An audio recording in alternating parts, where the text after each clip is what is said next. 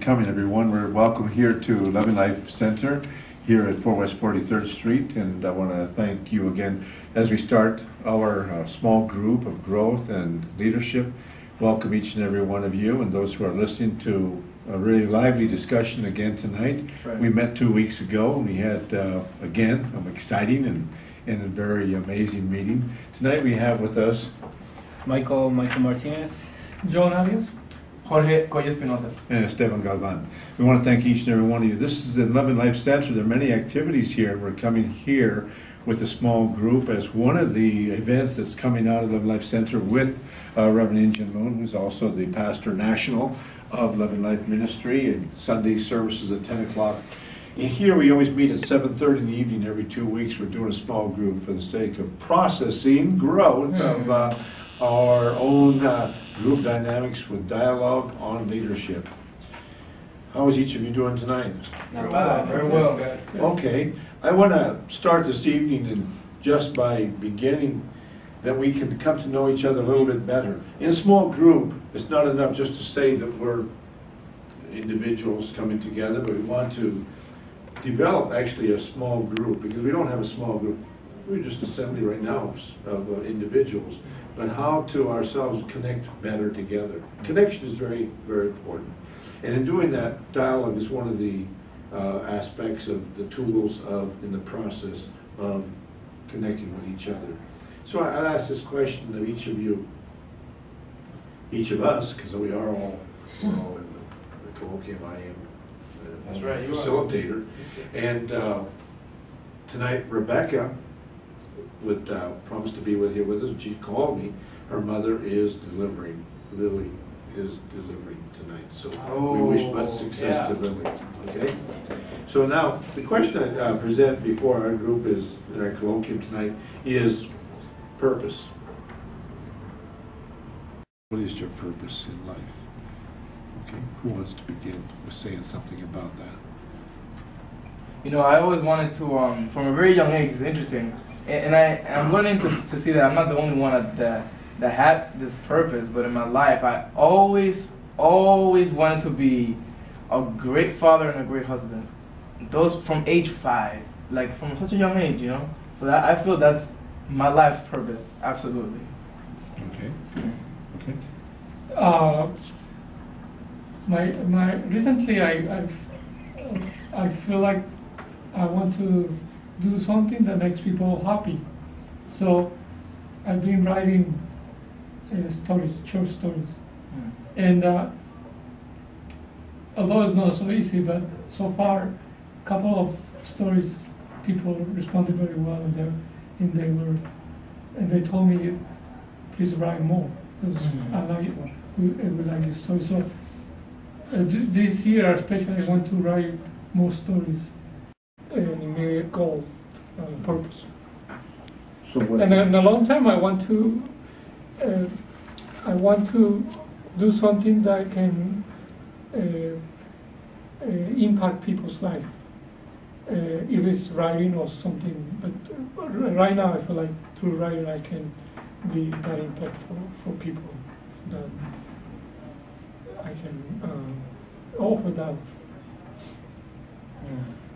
For me, it's a question I've been asking myself for a long time, actually.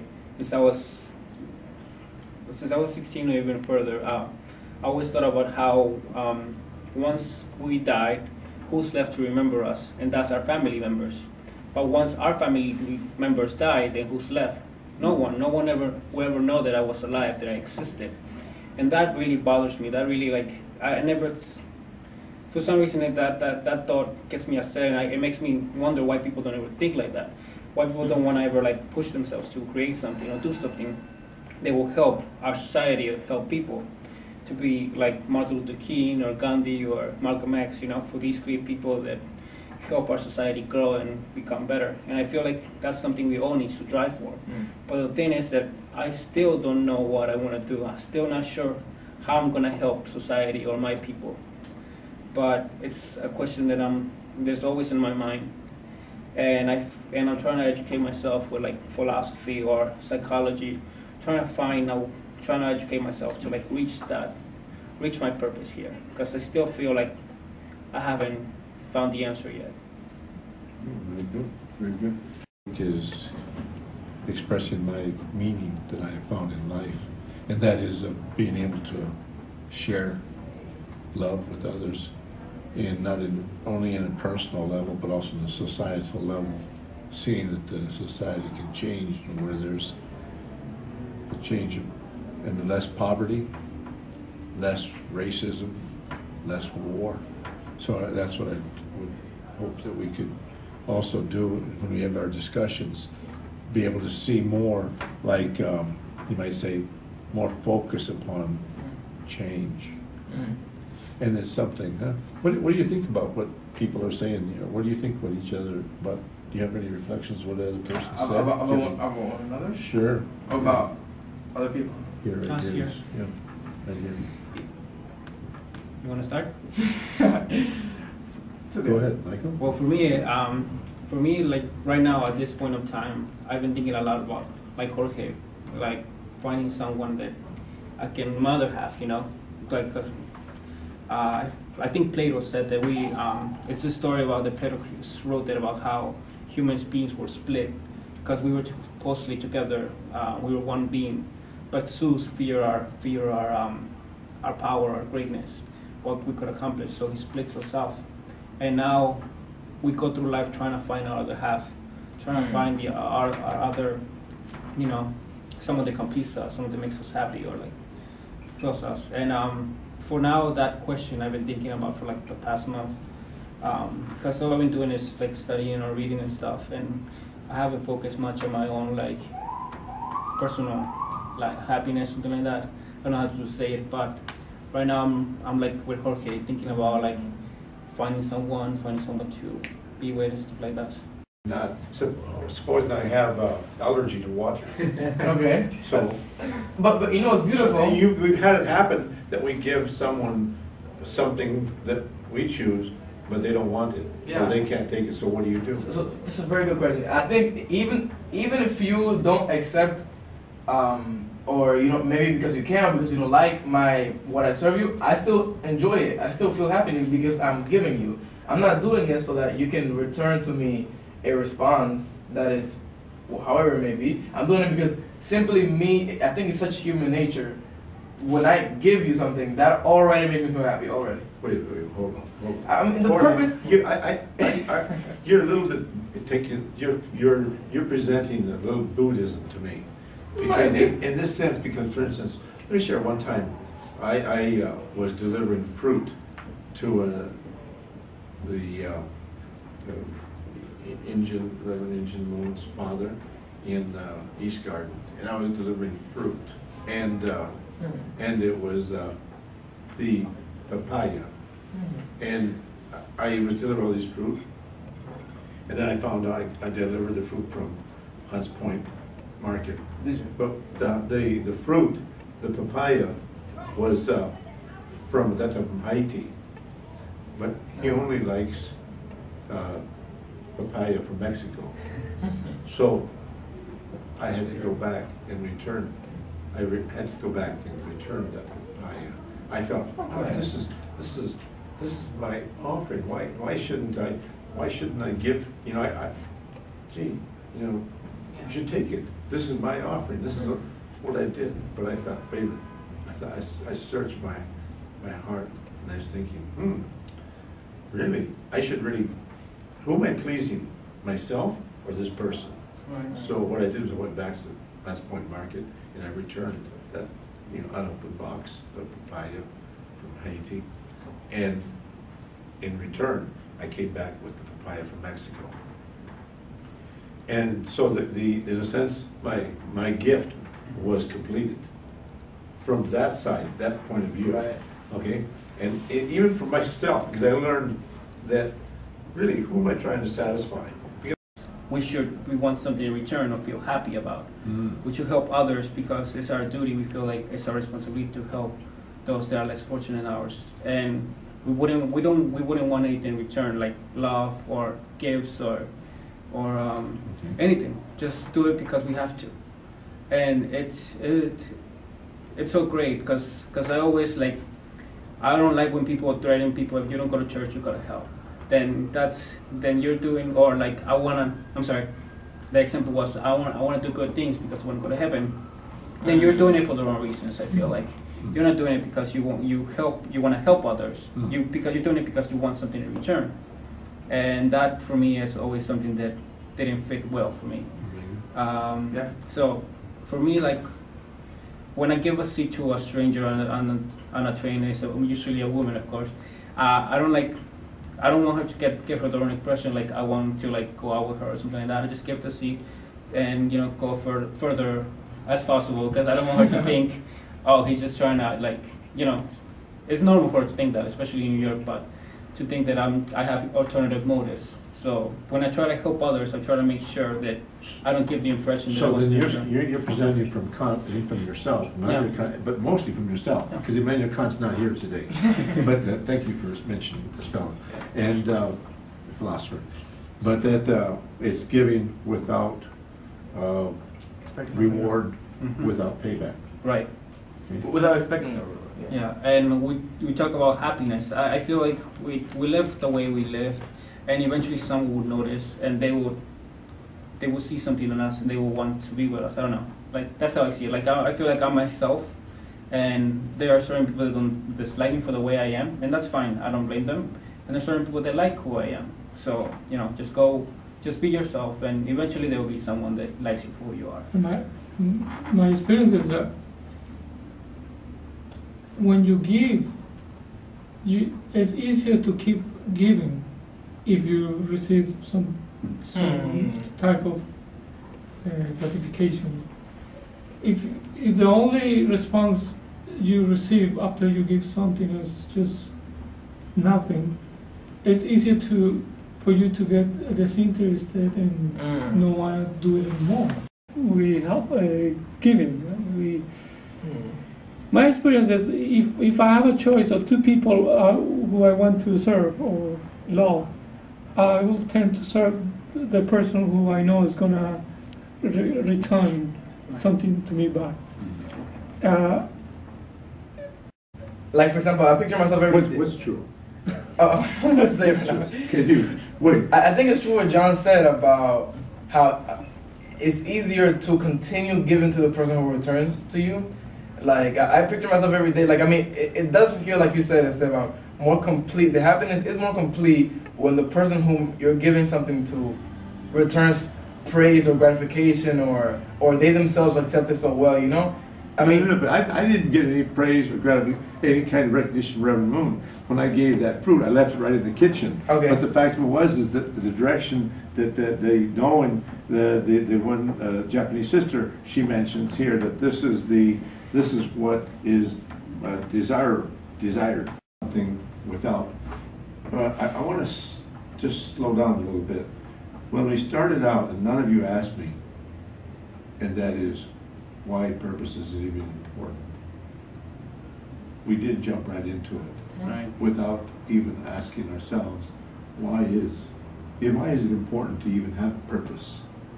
I mean, there's people, you don't love people, and maybe in your life there's been a time when you haven't had a purpose. What is it? Is purpose even necessary in our discussion, or is it okay to be purposeless? Get up every morning and even though you don't want to get up, even though you want to stay in bed longer or it's too early, something. But listen, haven't you ever heard the term, like here it says, don't we do things without thinking about it? And it is, don't we? I mean, When you have your purpose very clear, you can do it automatically. Can you give us an illustration? Can you Well, for example, take us through the steps then? If you know you have. Tell us how your mind If you know thinks. you have to go work every day, because with the where you work, you can raise a family, you can be a good father, husband. You do it automatically. Purpose in coming here tonight. Did any of you, or all of you, all of us, did we make a purpose? Was there a purpose in coming here tonight? Did you make up your mind of some purpose in coming here tonight? You nod your head again. Yeah, Nobody else nods their head. John goes this way, he goes this way. So you know, just sort of like thinking I have too two much. purposes Go in ahead. coming here. One is when I come here, I learn. I feel I grow. I feel I become a better person. That's an individual purpose. But by coming here, I contribute together with you into something that may be beneficial for someone who's watching through the video, through the internet. So I have individual purpose, and I have a more societal. Okay, purpose. so you're talking about what, sharing knowledge or sharing feelings, Yeah. ideas, Yeah. experience? Or Something all- that all people of it? can relate to and can use for their own life. As a writer, I feel like, I don't know, like if you ever go out to live life as much as possible to get some ideas, because that's what I do. Like for me, I try to go out to situations that I'm normally not used to, go to parties that I don't really enjoy or see the point to them. But I feel like once I leave there, I learn something new about myself or people. And either something is dark, something is beautiful, something is like, I don't know, but I learn a lot from just going out and experience life. Okay, so how about, Michael, how about coming here? Was there a purpose? That's the same thing. Did you have a purpose coming here tonight? Exactly. For me, it's exactly the same thing that I'm doing at the parties. Just going and learning something new, either from all of you, learning from all of you different points of view. Each one of us have different points of view. So that's what you were saying right now, this is like a party to you. Yeah, for me, it's just trying to get my mind to grow. I don't like people that are like set one mindset and that's it. Because we are always changing, and we shouldn't like just stay in one way. Stay a certain where we're comfortable, and that's what I want. I want to hear all of your views. When you're here, do you feel comfortable or uncomfortable? Comfortable. You feel comfortable? Yes, very comfortable. But we should make you feel uncomfortable. Really? Because if you Because feel you- uncomfortable, you don't feel like you agree with us, and then you feel, Yeah, Right. that's right. You just I said don't feel that. challenged. I don't feel oh, you Yeah. feel challenged, then we Yeah, should that's right. challenge you more. Yeah, exactly, right? That's a very Yeah. good point, because Yeah, I yeah. realized in my life, whenever I have a difficult time, that's what I remember the most. And when I write, those Very things true. come to my mind, and those ideas. So I think we shouldn't avoid difficulties or challenges in life, because Right. that makes us Stronger. grow. That's Yeah. right. You know, Something about last time that you, hold on to your thought there, okay? All right, let's write it down. So, the last time about last week, last week is connected always to the next week. So last week, you must have had some experience that somehow told you, in coming here today, you had a purpose tonight to come in here, that we weren't gonna actually be comfortable with each other. Maybe you might have heard or been challenged to do something that maybe you're going to stand out, or you're gonna be different, or somebody else is gonna be different here. But we're gonna accept each other. Right. We're going to accept each other in our differences. Mhm. Because an outside street, if you have a different point of view, bye-bye. I don't have anything to do with you. Right. I mean, people give both shoulder to each other, or, you know, slam each other. You know, like, you believe that? But, you know, did something Yeah. happen to you last time and you came here today thinking what? You're going to be comfortable or you're going to be uncomfortable? can I get in on that? No, let Michael speak. I really want to. All right. For me, I feel comfortable. I understand what you're saying. I understand what he's saying, that suffering or pain makes us stronger and learn more than when we're happy. But Jorge is suffering right now. Go ahead. Let him suffer. you'll learn He's something got from alert this. face. Exactly, you're right. You'll learn about that. something from this. Yeah. Okay. We were discussing that topic yesterday about suffering and to make us better, improve us. But you're absolutely right that all of your views are not like super out there, crazy, and like that's probably why I like coming here, or that's why I came here again, because it's not incredibly out there, but still. It is hard, isn't it? But Yeah. you're bringing up a point. You're a little bit going in a circle. I'm going to help you. All right. Cool. In other words, that is that normally an outside street people do is you just Walk say away. we walk away, or we don't care to hear your ideas because your ideas are not my ideas, and you don't agree with me, and I don't agree with you. So Trouble here, or we will discuss further. And it hasn't happened yet, but trust me, it will. Some ideas are a little out there. why did you say that? Because it happens a lot, and I'm already used to it. Okay, let's go with this. Let's go with you. Seriously? Let's go with you, Michael. You're right, yeah. Jorge can wait. No, Michael, let's go with you. All right. Give us an idea where you think give us right now at this table an idea that you think that would cause trouble. And in other words, you said it hasn't happened yet. Let's have a premature revolution right now. The recent one that got me into trouble was during the Trey Martin case. Because everybody in my criminal justice class were like, oh, the police officers are terrible, and you know, that guy was terrible for killing that boy. And for me, it was like, the police did what they were supposed to. They're doing their job. They're doing what they couldn't do anything else because the laws there are different. We're just a different state. You cannot be, saying that, and then I'm telling them about how you guys are being brainwashed, which cut them even matter because I used the wrong word. But I'm just trying to explain to them the way the media was showing this story, the police officers versus the people. You guys are not looking at the imagery. The first picture they show of the kid that got killed was of him being all white and being a very peaceful picture. And then they show a picture of the guy that shot him as him being in what's it called, one of those jumpsuits. And I'm telling them, because I'm into advertising, this is just meant to stir up feelings. This is just meant for people to start discussing each other and go to be in one place, And you guys are just walking into it. It's the way the words they use, especially now in the media, the words they use, the way they portray things. It makes people like, okay, yeah, that guy's a bad person. And the very next week, it came in to be that the kid was like. I think he hit a teacher.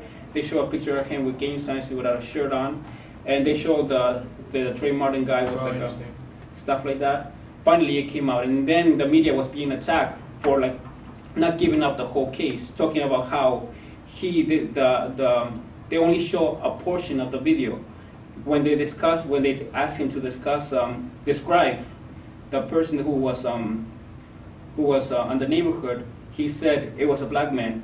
Because they asked him, but they never showed that side. So right now, CNBC, I think, was in trouble because of that. Okay. And it was all over the news last week. Okay, so... But that really got me in trouble, because they thought I was a racist, they thought I was, didn't hate black people, because I wasn't supporting it, but it's not that. I just didn't like how they were showing it, how they were showing, the media was showing the case. Okay, but that puts you in a spot. Yeah, very much. And that means then that you feel that might happen here? I don't know. Not yet, but not it yet. might happen. I don't know. That's the thing. I don't know. Maybe we'll discuss. Because you said it. you always seem to get in trouble. You always seem to get yourself in a spot. Yeah. Is that what you're thinking? Here I don't feel like it's gonna happen, but I welcome it if it does. I learned something new from it. And if my arguments are not fully developed, and because that makes you very uncomfortable. When you said that would happen to you with everybody in the class, with and then you're being against them, against you, but then here, what happens if who knows? If somebody's against you? I mean, it's let's say that okay, so let's just say right now we almost had you and I, right. John and Jorge, those two, the two of them. We were over here and we didn't let them speak yet. So are you still saying that you want somebody else to tell you that you're good and thank you very much? And is it? And you say it helps you to keep giving that way. But do you really mean to say that? Because we don't want to be thanked. We don't want anybody to tell us we're good. We don't want anybody to pat us on the back. But you apparently want somebody to pat him. Can you pat John on the back? Do you mind? All right. Why you stop? But apparently the two of you need to be patted on the back and thanked. And we well, to address, I think what John and I were trying to say as far as giving, I don't think John and I ever said, or we ever feel like we give because we want something in return. But we said that. He said, what did John say? I'll tell you what he said right now.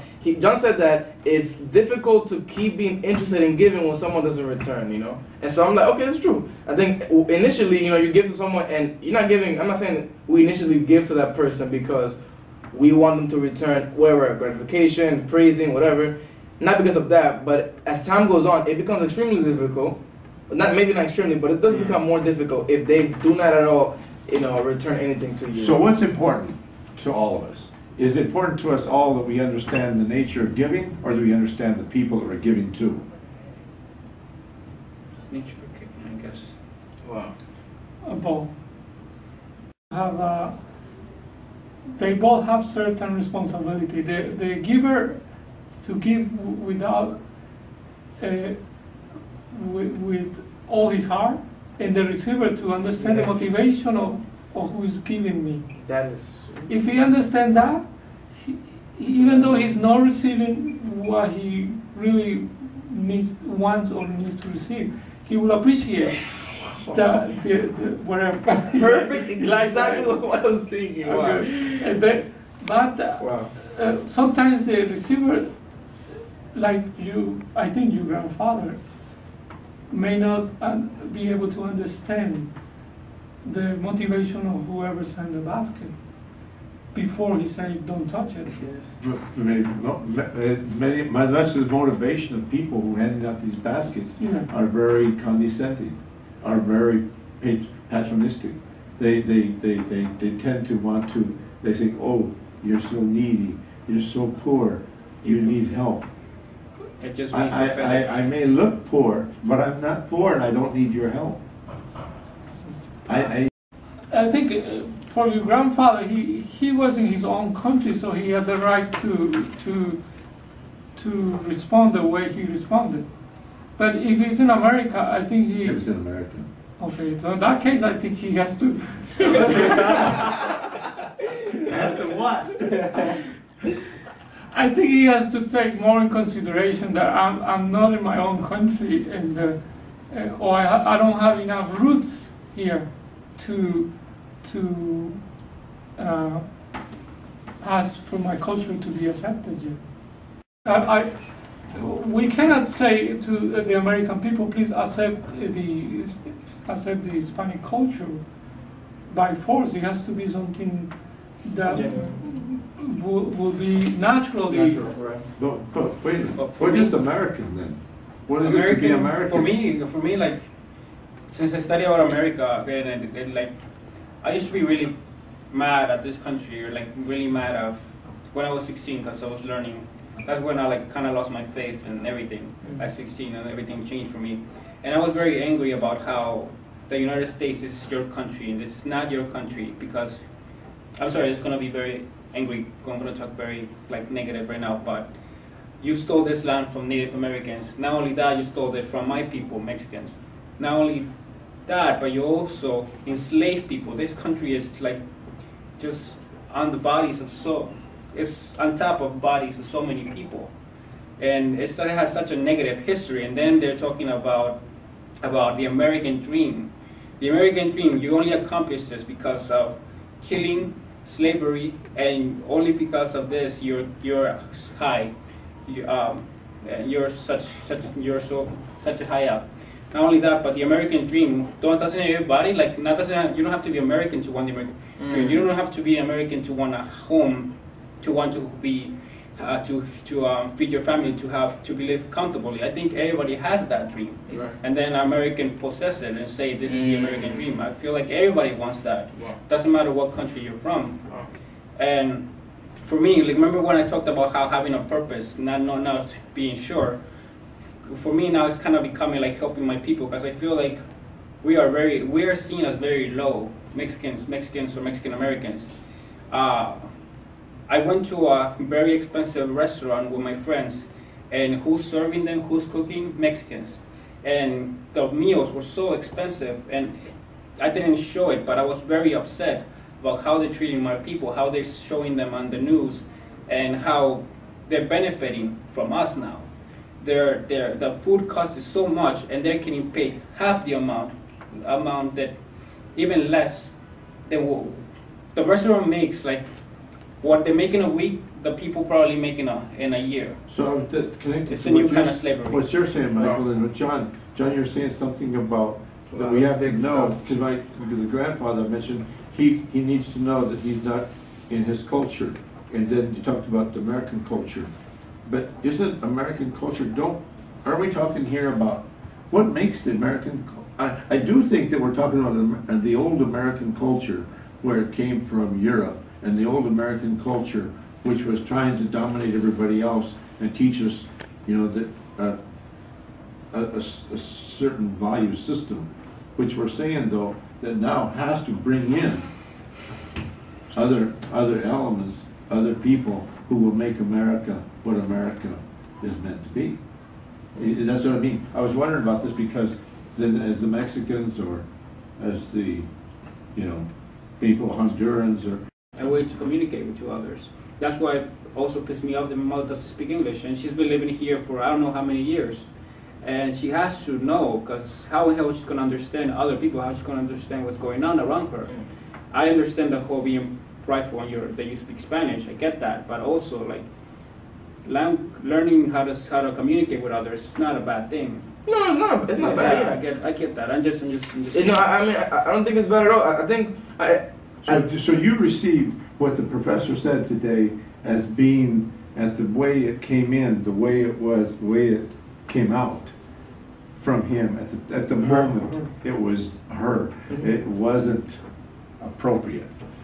No, you know, and just the air she drove at that moment, like just the way she said, like immediately as soon as I spoke Spanish, you know, it wasn't like I was making some kind of like rude comment in Spanish, like, you know, but I was simply, it was so immediate. Speak English like that, like she caught me in the act or whatever, you know, Okay. right. So let's go through this theater. Let's go through this theater. All right. No, So I agree with you. Okay.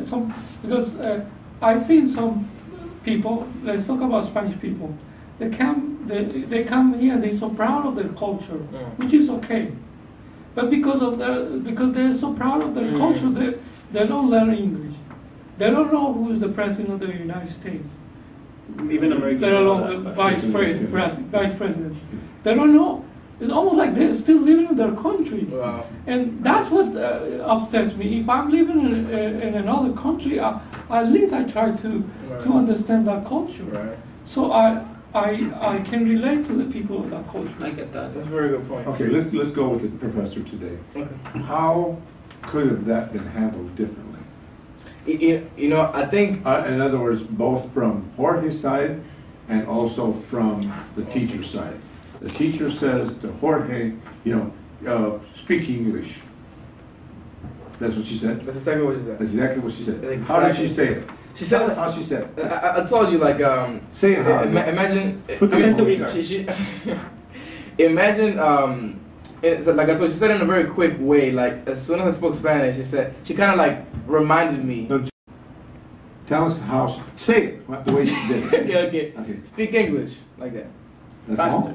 That's it. Huh? That's all she said. That's all she said. And then, I mean, of course, I mean, I told her, I gave her a look, and I What said, kind of look did you give her? I was like that, like, why? Were you offended? Were you mad? Of course I was mad. That's not a mad look. I was like, I wasn't like that. But my mind, okay, it's a good question. Was I mad? So you were smiling then. When you looked at More her. than anything, I was perplexed. Jorge, when you looked at her, Yeah. were you mad? Were you? I was two were you things. insulted?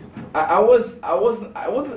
Secondarily, I was mad. Primarily, I was confused. There's so many times in my life in this country, you know. But primarily, what I still, because I want to understand also from her. It's not like I arrogantly don't even want anyone to ever say. But why? What? So why? I asked her why. She said, "Oh, because you're in school, you know." And the thing is, it's not as if I was. And then what did you say then? Yeah, I will tell you. Tell us right now. You know, it was another story. Go tell us what you did next. What I did at that moment, you know, I knew that I could have turned to a very long argument at that moment. I knew it, and I didn't want to, for the sake of the class, I didn't want to focus on me and her. So I didn't have any more give and receive with it. But in my mind, I did say something, you know. I'm like, it's not like I was. What did you say in your mind? I'll tell you right now.